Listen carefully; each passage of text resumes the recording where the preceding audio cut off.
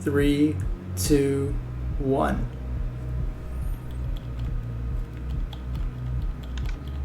Hello there, folks. Welcome back. You're watching BSG at Home 2020, Benefiting Mind. We now have something very, very cool for you next. We have Electronic Superjoy with rusyxx. And just before we start, we have met, thanks to your very generous donations, the non-PG incentive.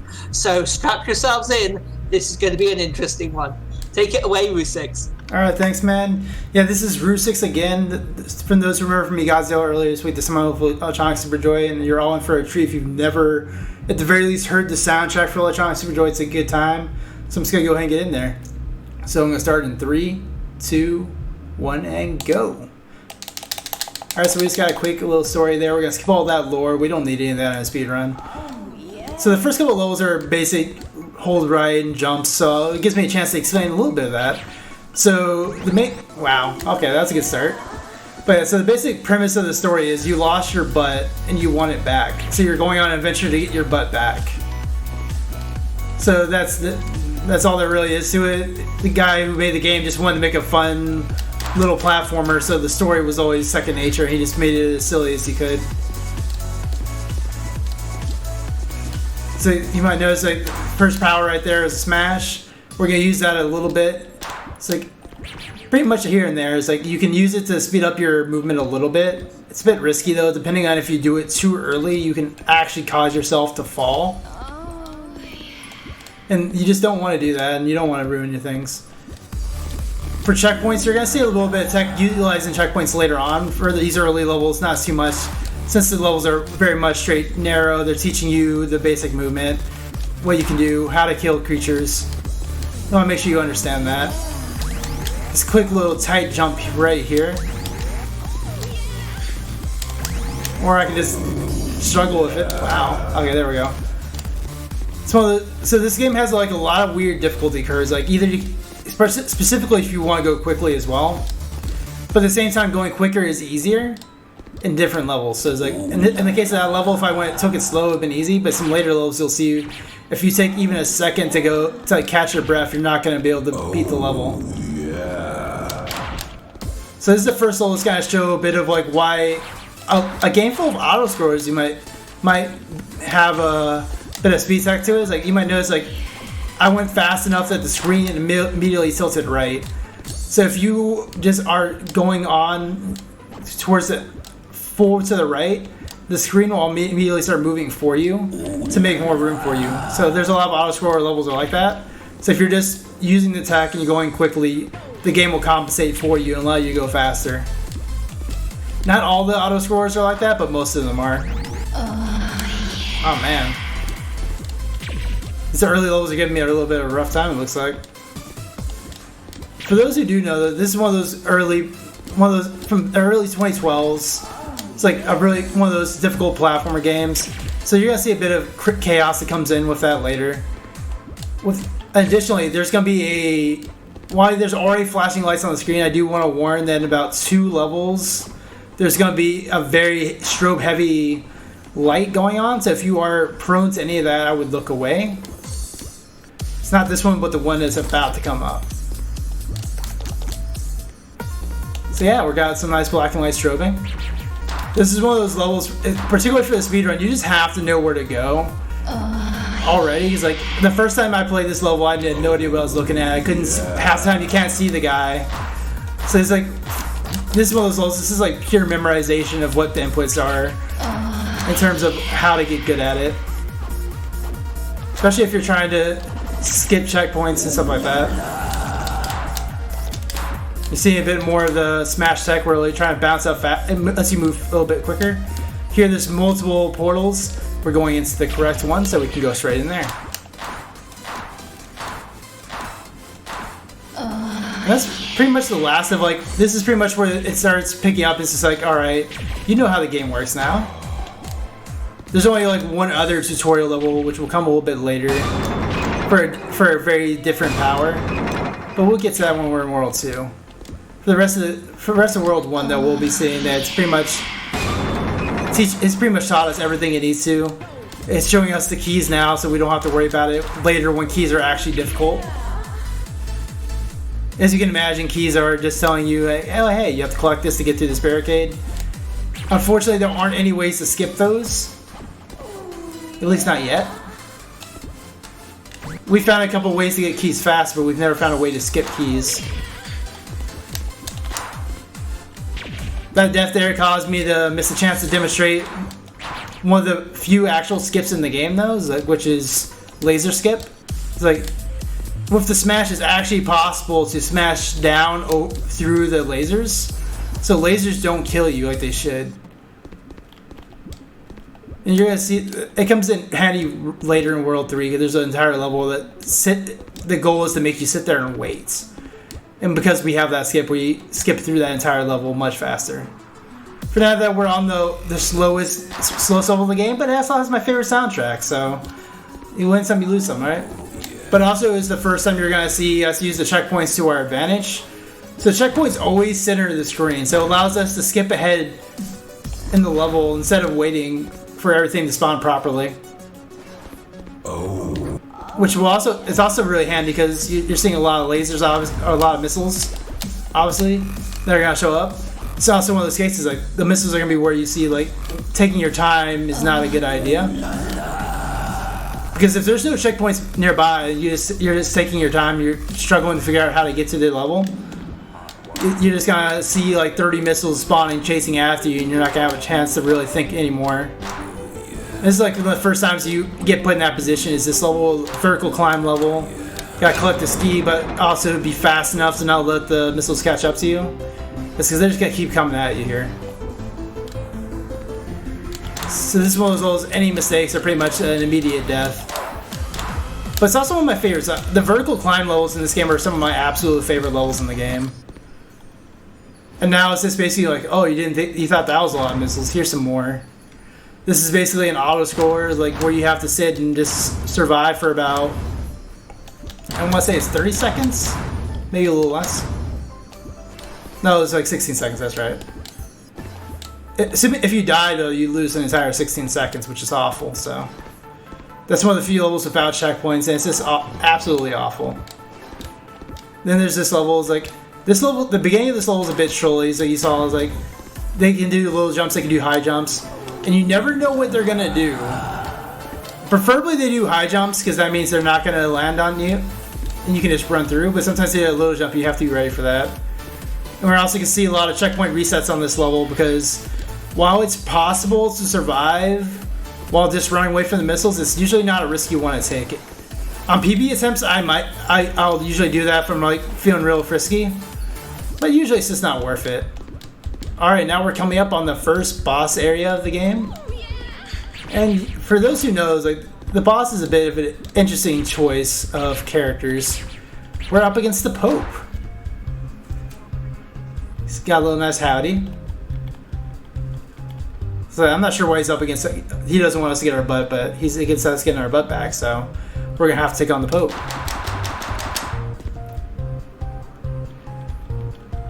Which also leads to one of probably my favorite level in the game, but one of the worst ones to die on, which is right now. It's another vertical climb level. It just feels really good to play this level. It plays around with the little stars that bounce you up in the air. But a single death in this level can set you back as much as 20 seconds. Because it's like there's no checkpoints, you're like straight up to the top. And I have died all the way at the top, and it just feels awful.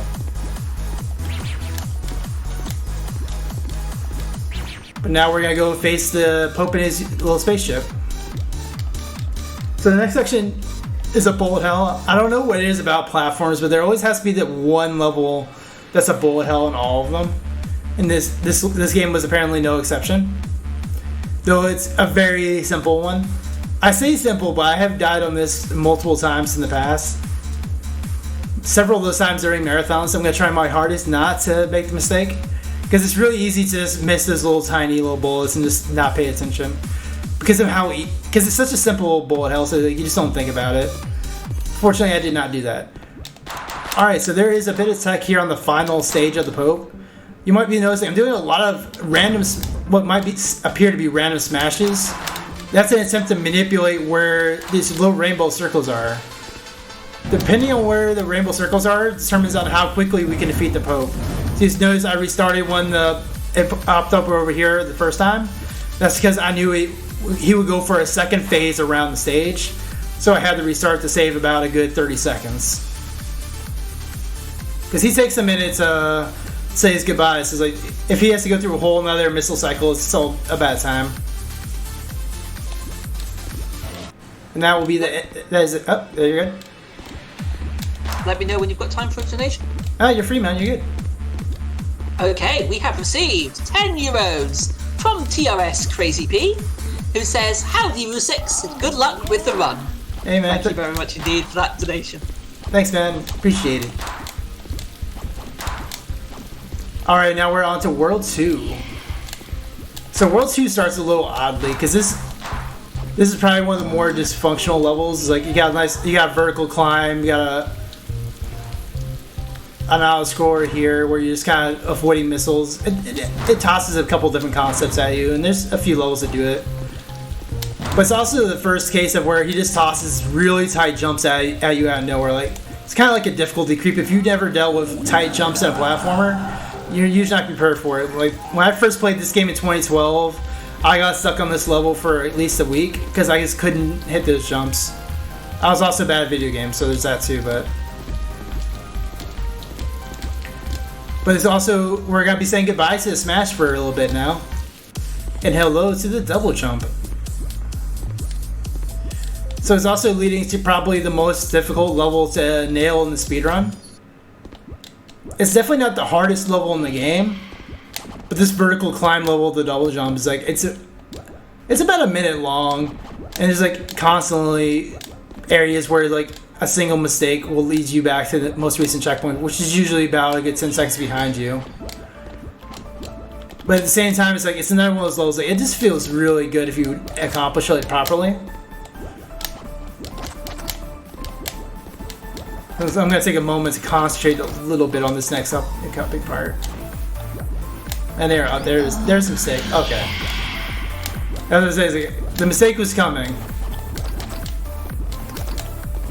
Because you have to be careful of the double jump. So it counts when you jump, even if you walk off the side, that counts as your first jump. So that includes bouncing off those little pointy clickers. It'll count that as your first jump. So if you screw up the second jump after that, you've lost your chance. Got a nice little tight little jump here. It's this part is probably the hardest part of the level that doesn't deserve to be as hard as it is. But after a couple of attempts is usually all it takes. Got some laser hubs and spokes. We're gonna do a quick checkpoint reset here to reset where that laser is. Depending on how fast you're going through the level, sometimes it's not actually faster to do a checkpoint reset there, but it's safer. And now we probably have the tightest jump in the game, at least for the speed run. Basically we go for a jump as the laser is going through there. And instead of doing what the game intends, we immediately go for that first clicker. So the game intends for you to wait for the laser to go back down and get out of your way after you jump up onto the little sticky wall there. We are not going to do that. We're just going to go jump on there. Where I'm going to jump into the ceiling and try and show it off again.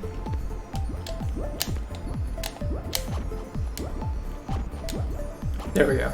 So hitting the ceiling in this game is a little weird because you never really know exactly when it's about to, because you saw it right there, it's like it started moving up right after a jump. You never know exactly when it's going to let you get away with it. It's got a nice little quick level here. It's supposed to be quick. It's actually one of those levels, it's one of the few levels where avoiding the bonus star is actually difficult. Because usually you're going to bounce into the two arrows on the side and you'll get the bonus star and it's like, hey, there you go. Granted, of course, we don't want the bonus stars in speedrun. We have no use of them. And I don't even have all of them in the game. They were just too difficult to be bothered with. In most cases. I have a lot of them, but not all of them. So the rest of the levels is a quick running down. So this level's got some tight jumps in it as well. Basically, you gotta jump immediately to avoid losing things, and then immediately go into checkpoint resets in this area. So this area has 2 checkpoint reset areas to speed it ahead, with the goal of not going too high or low, because you got nice little spikes, and it's really hard to avoid smashing into the ceiling. I don't know how many runs I lost in the past to just die on those spikes at the top because I was getting a little too overzealous. So this level is a bit awkward. It's like the main thing we're looking for is we want the missile to go left, just because it's easier to manipulate from that side. It's one of those situations that it's possible to dodge it, but it's risky. So I choose to usually try and manipulate it to go to the left. This area's got a bunch of laser areas. We're just gonna avoid those. This level basically plays around with the concept of what the lasers can be used for. So if you haven't learned everything about them by this point, this is where you learn. It's also one of the few times where lasers are involved where you can't use the smash to get around them. So it's got a nice little tight movement. You gotta do an immediate checkpoint reset, because if you checkpoint reset there, the moment you come out of the reset, you can immediately hold right, and you'll immediately fall in the portal. Which makes it infinitely easier than trying to land in it properly. Now we got the smash back. They took away double jump. They're like, nope, you had too much fun with double jump. Back to smashing. It immediately puts us in a situation where we're definitely gonna need them to get around all those guys. But it's also one of those moments where it teaches you that you can smash through those little specky ball boys, which will be very important come the very first level of World 3, which we'll get to later. But now we're just killing a bunch of these little critters and doing checkpoint resets to get a little bit further ahead.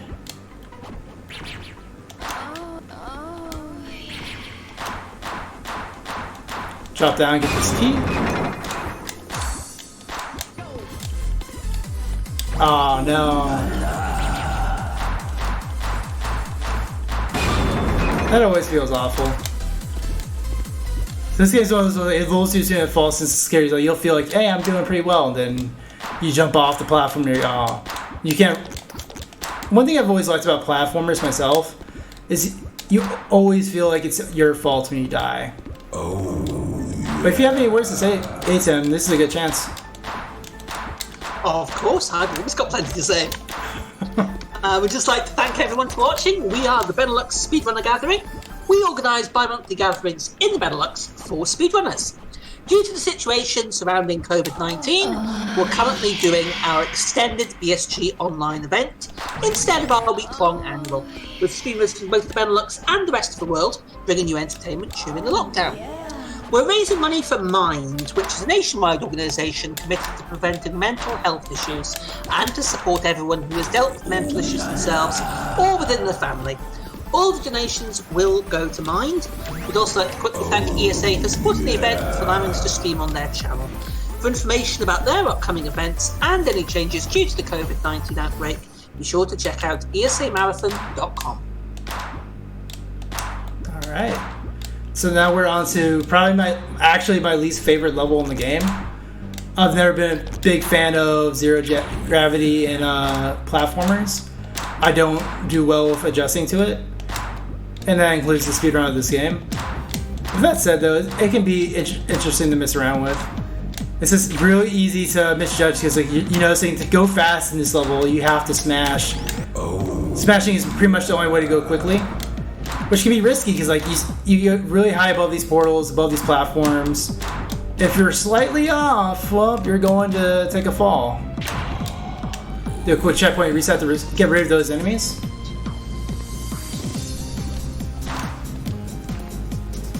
And we're going to do another checkpoint reset right here in a second. There we go. And this is going to take us to the end half of this level. And we're about to get to the boss phase of World 2. Assuming I don't die too much here. I always misjudge my exact placement on this level.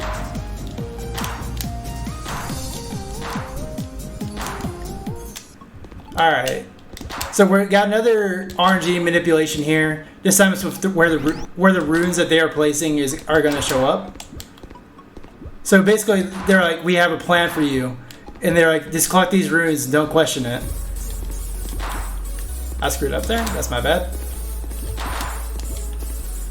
But yeah, if you miss up any of the jumps here, it immediately throws it off. And this is not a level you want to improvise if you don't have to. Because, like, as you're going to see, like, a bunch of stuff is going to start showing up everywhere. And it's like, any mistake here is just not a good time. Of course, with that said, I've been making a few mistakes, so we'll see. This should be good now. Alright, there we go. Yeah, it starts showing even more stuff the longer you do. I've lasted in this level far longer than this, and it's just like, it gets a little stupid. So now, what did those runes just summon? Well, they summoned a giant, massive beast. And he's hungry. So now they're asking you to distract him while they come up with a backup plan to help get rid of it. So this is one of those cases where being a speedrunner actually makes the level much easier. Because if you get too close to the beast, it starts shooting out lasers at you. Oh, that was perfect timing. I like it. But yeah, it's like, so we never really want to fall back and wait. We want to immediately go for it. There's a lot of tight jumps in the beginning of the level, and the rest of it's mostly trying to avoid all of the missiles. This was actually a really good beast level, though. Usually there's a lot more deaths involved. But yeah, they found him a lover. Of all things. There were 2 of them. So it had a nice, happy, romantic ending. And now we're on to World 3. So World 3 is unsurprisingly the hardest of the worlds, as you would expect of it. It starts a little bit slow here, but immediately jumps into throwing pretty much every element of the game at you at once. So those little spiky balls typically wants you to kind of like dodge around it, so I usually go up the upper path myself because you can just smash through them and then plan for them as a result. But it's also going to do cases like this where if this is your first time playing, you're going to die like that. Or even if it's not your first time, and if you misjudge the timing like I did this there. But the first time you're playing is like, this is the first time where it kind of is like, it's a little unfair. It's like, you had no way of knowing that was coming, right? Well, it's not completely true. There's a slight sound cue, but if you don't know what it's for, you're not going to know it to jump and dodge.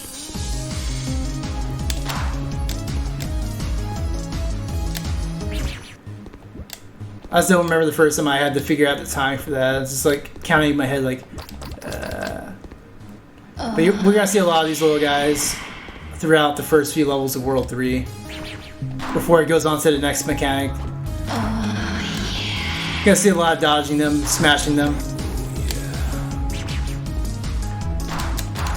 and just overall timing around them. So this is one of those cases where we're gonna be basing our timing around them. It's like smashing isn't really good when we're on platforms that disappear. So right there I timed my jumps based on where they were gonna be.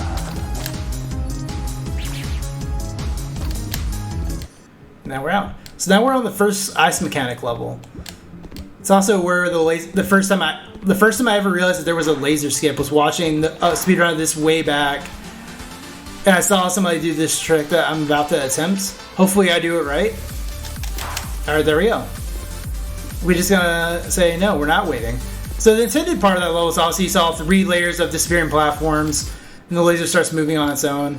We don't want to wait, so we just do that really quick and say goodbye.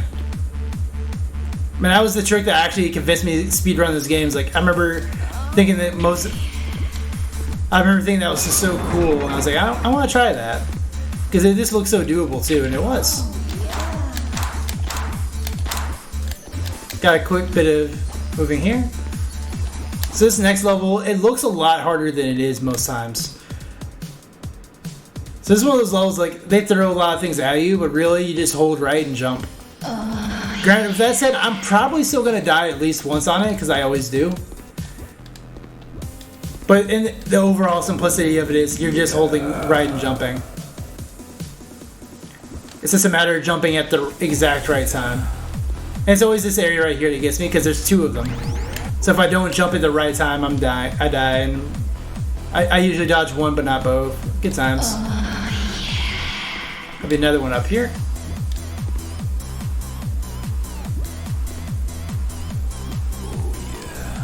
But this is one of those levels, like, when I first started practicing this game, I used to die on it so much, because, like, it just looks like so much is happening. But in reality, you can just run and jump. It's actually really easy. And hopefully I made it look easy. This level's nice and slow, so if you have any more words you want to say, Tim, this is a good time. Indeed, thank you very much indeed. As I say, you are watching BSG at Home 2020, Benefiting Mind. We've currently raised €2,703 towards helping with mental health, and we're just under 300 away now from the 3,000 mark. So it'd be really nice if we can get that done sometime this evening. So if at all possible, please feel free to get your donations in. There are a couple of big wars that you can put your donations towards. There's the Darkest Dungeon Hamlet name choice that you can put in, and you can also choose the name for the Drill Buff for Pokemon Sword and Shield, and the Growlithe, the Sobble, and the Squall Bunny. So please, if you'd like to get your donations in for those, feel free. Thank you. Alright, yeah, come on guys, let's get to that 3,000. There's no reason we can't get it done. But alright, yeah, that part is a little awkward. It's like, it's usually not that bad, but if I die, I lose all timing with it. It's one of those levels like I don't like using the checkpoint on it. So that was actually really good there. That first missile that shoots out there is a troublemaker. It's really hard to time your movement around it if you don't destroy it on the very first attempt. And now we're on the first of two of the two challenging physics levels in the game. They're very much based on jumping, very well timed. So there's 2 of these, but this is probably the easier of the 2 for multiple reasons. Just gotta make sure I get that lash up there. And then there's this ending part right here, which is surprisingly difficult despite what it might look. It can be really easy to overshoot or undershoot that final jump right there before the portal. So now it's teaching the absolute final mechanic of the game, which is flying. And we're gonna see a little bit of that for the rest of the game.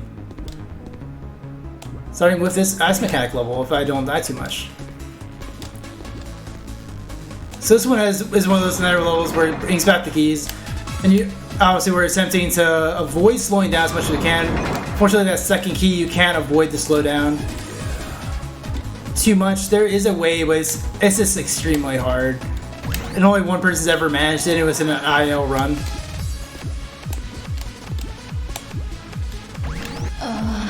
Another one of those cases of like a tighter jump that it probably appears to be, but it's like if you aren't jumping out like at the absolute end of the edge, you're not making it.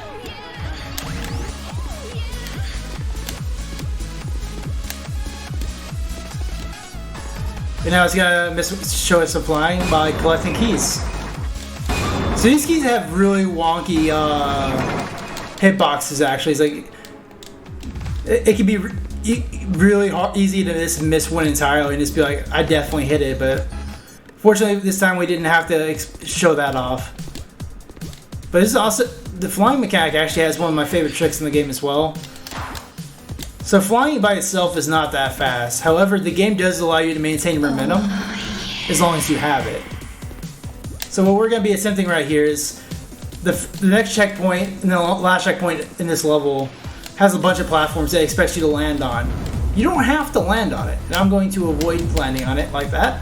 And you're going to notice that none of the little missile guys are going to have enough time to shoot out a missile and attack me, so I can just fly by to the end of the level. Easy peasy. So now we're on to the final stretch of the game. It's for the Groove Wizard. It's like their last like little haha. Don't you want another challenge? Here's another challenge. So they telling you to go jump in that portal. We're not going to do that. We're going to go fast. We're going to face the Groove Wizard, the man who stole our butt. So the first phase is a bit of platforming. 3 phases of hitting his heart.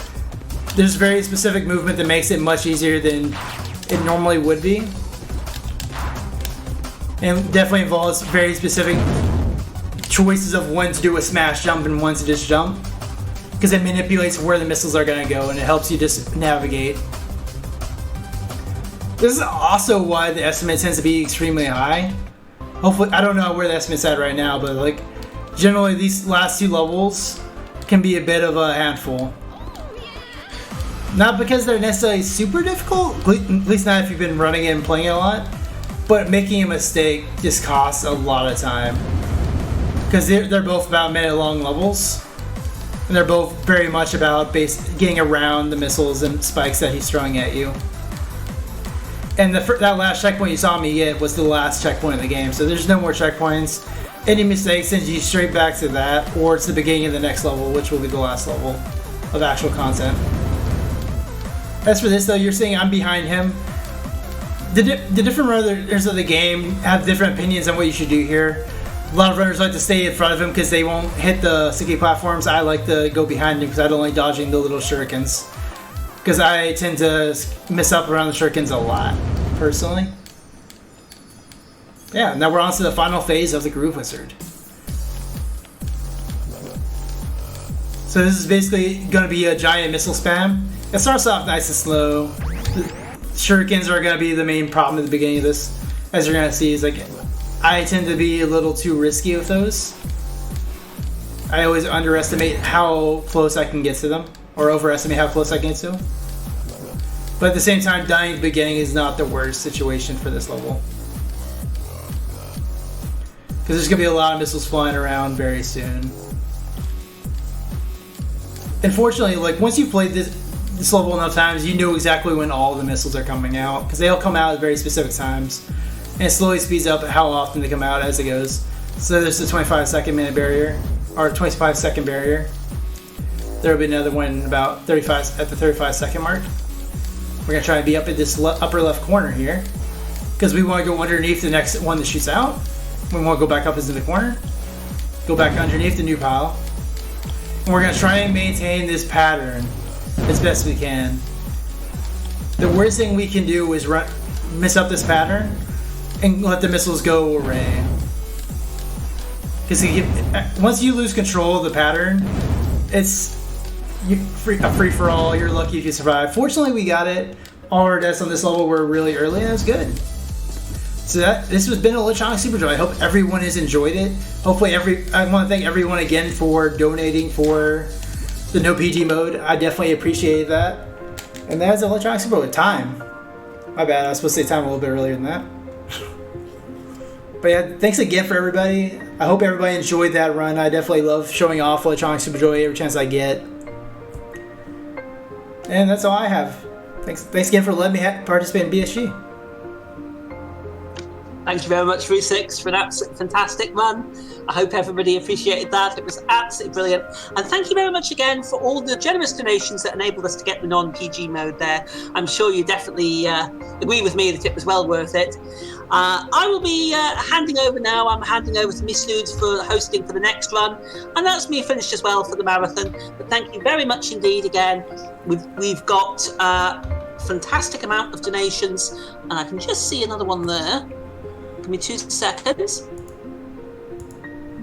And we've received from Mies himself, he has got a donation that says, there's 10 euros, and it says, Tiny Tim, Tiny Tim, Tiny Tim, this one is for you. So to you, for all the support that you have given, we love you, Tim. Cheers, Mies. Well, Mies, you are fantastic as well. It's a pleasure to be handing over to you. Please stay tuned, everyone. We've still got quite a bit of time left on the marathon. We've got some fantastic runs coming up. It's been a pleasure as always. Take care for now. Cheerio.